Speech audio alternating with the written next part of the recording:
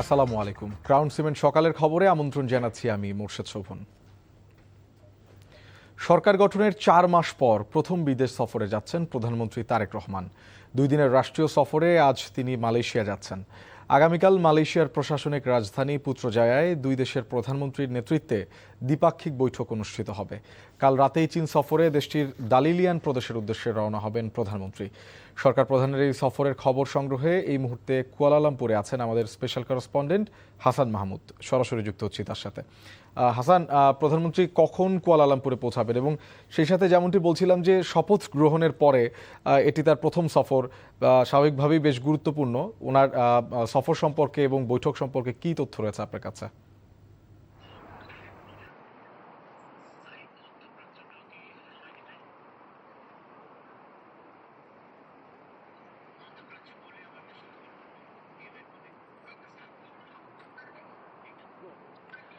আসলে প্রধানমন্ত্রী তারেক রহমান তিনি প্রধানমন্ত্রী হওয়ার পর ক্ষমতায় আসার পর এই প্রথম বিদেশ সফর করছেন এবং আসলে মূল আকর্ষণটা চায়নাকে ঘিরে। যদিও মালয়েশিয়া সফর করবেন তিনি আগে, মালয়েশিয়া সফরকালে যে বিষয়গুলোর দিকে দৃষ্টি আসলে মানুষের নিবদ্ধ হয়েছে সেটি হচ্ছে যে মালয়েশিয়া যে বাংলাদেশের প্রায় বিশাল একটা শ্রমবাজার, সেই শ্রমবাজারকে ঘিরে এখানকার যে প্রবাসী বাংলাদেশিরা তারা তার প্রধানমন্ত্রী তারেক রহমানের এই আগমনকে কেন্দ্র করে এক ধরনের উদ্দীপিত হচ্ছে এবং আশান্বিত হচ্ছে। বিষয়টা হচ্ছে যে বাংলাদেশের যে শ্রমবাজার মালয়েশিয়া প্রবাসীদের, সেই শ্রমবাজার কিন্তু অনেকটা ঝুলে পড়েছিল এবং বিগত সময়গুলোতে এই শ্রমবাজারকে নিয়ে নানান সমস্যা তৈরি হয়েছিল। সেই সংকট নিরসন করার জন্য সেদিকে চেয়ে আছে যে এখানকার প্রবাসী বাংলাদেশিরা। এটি একটি বিষয়। প্রধানমন্ত্রী তারেক রহমানের আসার আগে কিন্তু এখানে সফর করে গেছেন তার উপদেষ্টা মাহাদি আমিন, ডক্টর মাহাদি আমিন। তারাও কিন্তু একটা আশাবাদ রেখে গেছেন যে এখানকার যে ঝুলে পড়া বাংলাদেশের শ্রমবাজার সেটির বিষয়ে প্রধানমন্ত্রী তারেক রহমান মালয়েশিয়ার সরকারের সাথে একটি সমঝোতা এবং একটি বিষয়গুলোকে সহজ করার বিষয়ে নিশ্চয়ই কথা বলবেন। এটি একটি বিষয়। আজকে জানিয়ে রাখি, যেটি জানতে চেয়েছেন যে প্রধানমন্ত্রী তারেক রহমান আজকে মালয়েশিয়ান সময়, মালয়েশিয়ার যে টাইম, কুয়ালালামপুর টাইম, সেটি হচ্ছে যে 8:45 তিনি এইখানে এসে অবতরণ করবেন বিমানবন্দর, এবং বিমানবন্দর থেকে তিনি এসে তাকে সংবর্ধনা দেওয়া হবে যে শিডিউল রয়েছে, এবং তিনি এসে এখানকার যে বুকিত বিনতাং সেখানে হোটেল সাংগ্রিলাতে উঠবেন এবং সেখানে রাতে একটি অনানুষ্ঠানিক বৈঠক রয়েছে, অর্থাৎ প্রবাসী বাংলাদেশিদের সাথে রাতে তার একটি আলোচনা অর্থাৎ মতবিনিময় হওয়ার কথা রয়েছে। এটি হচ্ছে যে আজকের কর্মসূচি, এবং এছাড়া আজকে আসলে খুব বেশি কর্মসূচি নেই। কর্মসূচির মধ্যে রয়েছে যে মালয়েশিয়ার সরকার তাকে অভ্যর্থনা জানাবে এবং তিনি বাংলাদেশ হযরত শাহজালাল আন্তর্জাতিক বিমানবন্দর থেকে রওনা করে রাতের 9টা নাগাদ হয়তো এই সাংগ্রিলা, হোটেল সাংগ্রিলা এসে উপস্থিত হবেন। এটি হচ্ছে একটি বিষয়। এবং আগামীকাল তার কিন্তু একেবারে টাইট শিডিউল রয়েছে, অর্থাৎ একেবারেই প্যাক দিনভর কিন্তু তারেক রহমানের প্রোগ্রাম রয়েছে এবং মালয়েশিয়ার যে প্রধানমন্ত্রী তার সাথে তার সাক্ষাৎ রয়েছে, মালয়েশিয়ার রাজার সাথে তার সাক্ষাৎ রয়েছে এবং সমঝোতা স্মারক স্বাক্ষর হবে, MOU যেটিকে বলা হচ্ছে, সেটি সমঝোতা স্মারক স্বাক্ষরিত হবে। এবং বলা যায় যে সেই জায়গাগুলোতে কিন্তু বাংলাদেশের পক্ষে যে বিশেষ করে প্রবাসী বাংলাদেশিদের যে হেনস্থা হওয়া বা বিভিন্ন সময় যে হয়রানি এবং অনেকে জেলে থাকার বিষয়গুলো যে উঠে আসছে বিগত সময় সংবাদে এবং বিভিন্ন জায়গায়, সেই বিষয়গুলোর দিকে আসলে নজর রাখা হবে বা দৃষ্টি থাকবে বলে মনে করা হচ্ছে। তো আগামীকাল মালয়েশিয়ার প্রধানমন্ত্রীর সাথে যেমন বৈঠক রয়েছে, তেমনি সেখানে মালয়েশিয়ার প্রধানমন্ত্রী এবং বাংলাদেশের প্রধানমন্ত্রী, দুই প্রধানমন্ত্রী কিন্তু সেখানে বক্তব্য রাখবেন, সমঝোতা স্মারক হবে এবং সেখানে আরও বেশ কয়েকটি, বিশেষ করে 3টি সাক্ষাৎকার রয়েছে প্রধানমন্ত্রীর সাথে।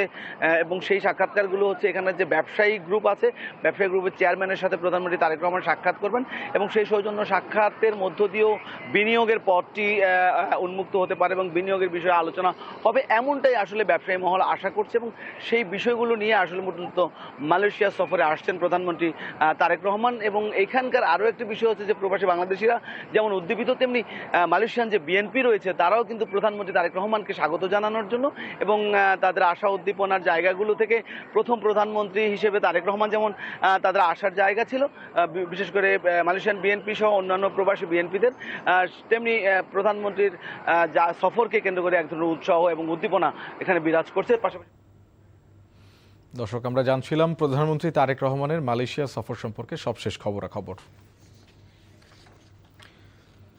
এবারে অন্য প্রসঙ্গ। হঠাৎ করেই যেন নদী কিংবা সমুদ্র থেকে হারিয়ে গেছে ইলিশ মাছ। জাল ফেলে দিনরাত বসে থেকেও মাছের রাজার দেখা পাচ্ছেন না জেলেরা। সংকটের কারণে ইলিশের দামও এখন আকাশ ছোঁয়া। বরিশাল থেকে গোবিন্দ সাহার ক্যামেরায় আক্তার ফারুক শাহিনের পাঠানো রিপোর্ট। টানা 60 দিনের নিষেধাজ্ঞা শেষে চলতি মাসের মাঝামাঝি সময় থেকে সাগরে মাছ ধরতে যান জেলেরা। জাল ফেলে বসেও ছিলেন তারা, তবে মিলছে না ইলিশের দেখা। অধিকাংশই ফিরছেন শূন্য হাতে। সাগরে বোট যারা নামছে এরা মাছ টাছ পায় নাই। যেখানে মাছ লাগবে মনে করেন 10 মন, এইখানে আয় 2 মন, নদীতে মাছ কম। ভরা মৌসুমেও ইলিশের এই সংকটের জন্য সমুদ্রে বেপরোয়া ট্রলিং আর জাটকা শিকারকে দায়ী করছেন জেলেরা। বেপরোয়া ট্রলিংয়ে কেবল ইলিশ নয়, সব প্রজাতির মাছ ধ্বংস হচ্ছে বলছেন তারা। ট্রলিং বাদ করে দিতে হইব, ট্রলিং কোনো সাগর যাইতে পারবো না। যাইবো ঠিক আছে, কিন্তু এই লাল জাল লয়ে যাইবো, যে জাল দিয়ে আমরা মাছ ধরি। প্রশাসনের নজরদারি ছিল না বিদায় ডিমালা মাছ জেলেরা ধরে ফেলেছে, তাই মাছের সরবরাহ খুবই কম।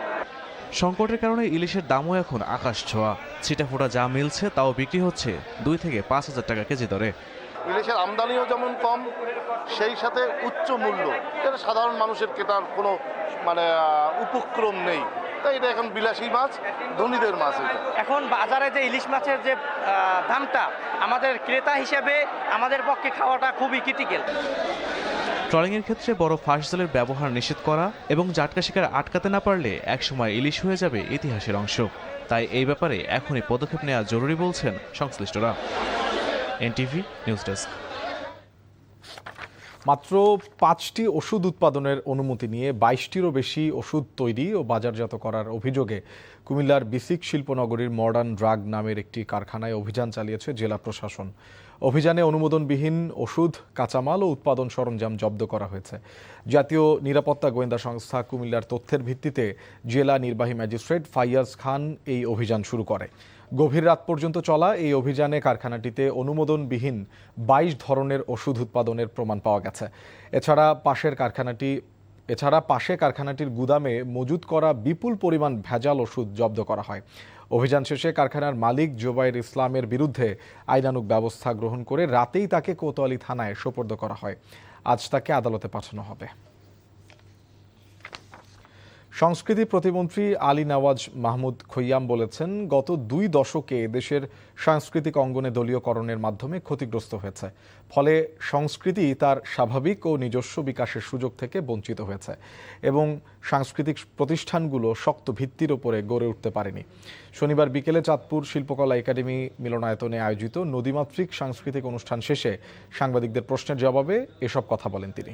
বলেন, দেশের প্রতিটি শিল্পকলা একাডেমিকে আধুনিক করার সিদ্ধান্ত নিয়েছে সরকার। এ সময় চাঁদপুর 3 আসনের সংসদ সদস্য শেখ ফরিদ আহমেদ মানিক, জেলা প্রশাসক আহমেদ জিয়াউর রহমান সহ অনেকে উপস্থিত ছিলেন। এবারে ক্রিকেটের খবর। হোয়াইট ওয়াশ এড়ানোর লক্ষ্য নিয়ে আজ তৃতীয় ও শেষ টি-20তে অস্ট্রেলিয়ার মুখোমুখি হতে যাচ্ছে বাংলাদেশ। চট্টগ্রামে খেলাটি শুরু হবে দুপুর 2টায়। ওয়ানডে সিরিজ জয়ে আত্মবিশ্বাসী বাংলাদেশ দলকে টি-20তে বাস্তবতা বোঝালো অস্ট্রেলিয়া। প্রথম ম্যাচে স্কোরবোর্ডে লড়াই করার মতো রানই তুলতে পারেনি হৃদয় তানজিদরা। দ্বিতীয় ম্যাচে তানজিদ ও ইমনের ব্যাটিংয়ে জয়ের সুযোগ তৈরি হলেও মাঝের ওভারে ব্যাটারদের ব্যর্থতায় সিরিজ হারতে হয় বাংলাদেশকে। হোয়াইট ওয়াশ এড়ানোর ম্যাচে পরিবর্তন আসতে পারে বাংলাদেশ দলের একাদশে। এখন পর্যন্ত টি-20তে 13 বার মুখোমুখি হয়েছে বাংলাদেশ অস্ট্রেলিয়া।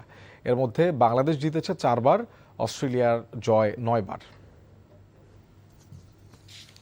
নারী ক্রিকেটের খবর।